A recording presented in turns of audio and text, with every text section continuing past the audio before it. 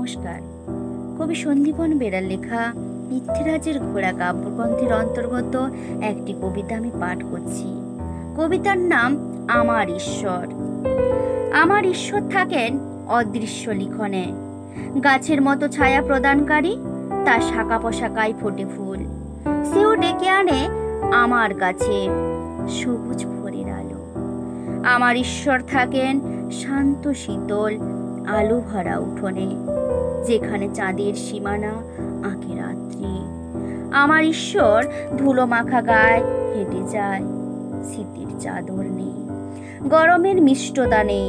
আমার ঈশ্বর দিনরাত আমায় খোঁজে না মোটেই, সে খোঁজে ধুলো মাখা পথ, যেখানে কোলাহল নেই, ব্যস্ততা নেই।